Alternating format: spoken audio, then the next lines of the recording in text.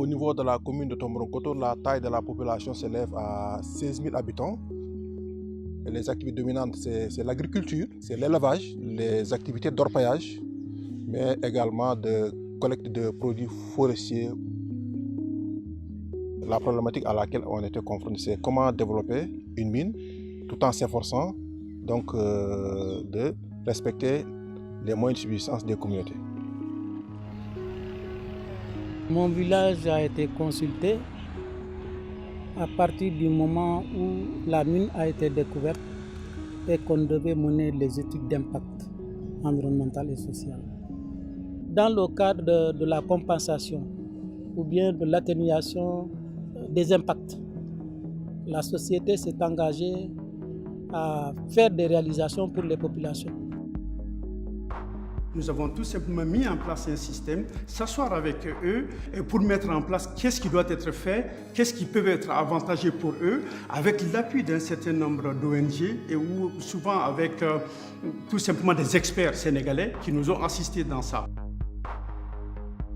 Le forum de négociation, son rôle principal, c'est de négocier, discuter, être en trait d'union entre les populations, les communautés et la société minière sur les terres que la mine a impactées.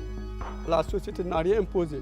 Tous les accords font l'émanation des populations, parce que ce sont les populations qui seront bénéficiaires de ces accords. Ce forum a été choisi en communiquant avec toutes les populations et chaque village impacté par la mine avait choisi 3 représentants. Dans un design préliminaire, par exemple, il était prévu que le TMF devait être implanté au niveau de la vallée de Wayako. Les communautés nous ont dit non, la vallée de Wayako elle est extrêmement importante. Si vous l'occupez, et bien entendu, le déplacement économique sera si important que la seule alternative qui se posera à nous, c'est d'aller ailleurs. On arrive à chaque fois qu'il y a une difficulté à trouver des solutions. À tel point qu'aujourd'hui, on n'a pas eu d'incident majeur avec les communautés et la confiance, les relations de bon voisinage ne cessent de se renforcer.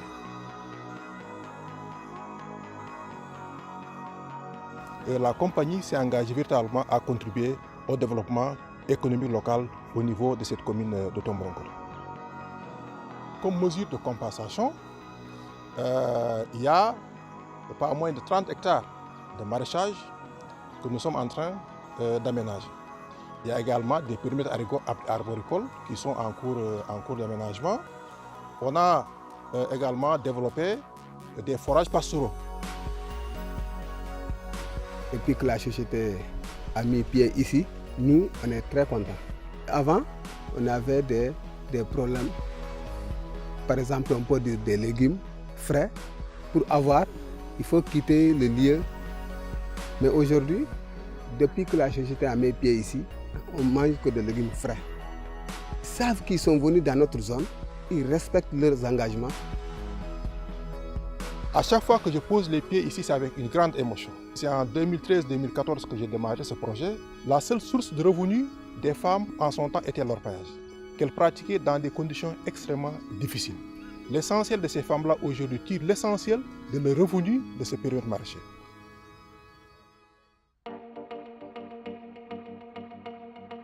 Notre compagnie minière est peut-être la seule source, n'est-ce pas, d'emplois salariés au niveau de ces communes.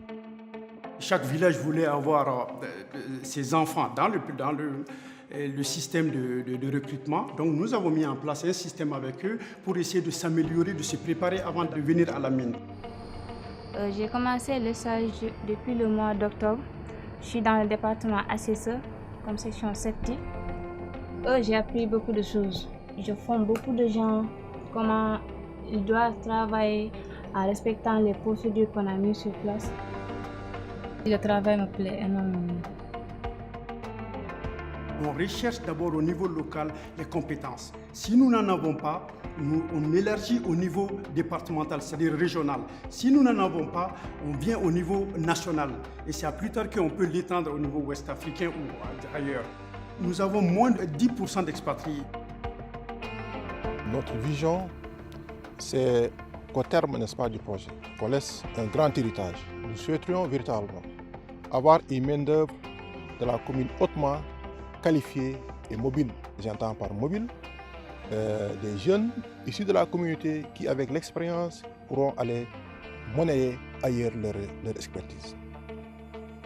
On est en train d'accompagner la commune de Tomboronkoto dans l'élaboration de son plan de développement communal et du plan d'occupation et d'affectation des sols. Il y a beaucoup d'efforts à faire, beaucoup d'énergie à dépenser, de faire en sorte qu'il y ait l'émergence de petites et moyennes entreprises, de petites et moyennes industries spécialisées dans la fourniture de biens et services aux industries extractives de manière générale. C'est un grand challenge qui se pose à nous, mais on est en train de se donner les moyens pour véritablement arriver à relever le défi. Ça ne profite pas seulement à Torogol, même des sociétés qui viendront après, parce que nous savons, les gouvernements savent déjà qu'il y a une manière de faire, il y a une manière d'agir qui avait été faite par d'autres sociétés et que ça pourrait être bénéfique à tout le monde.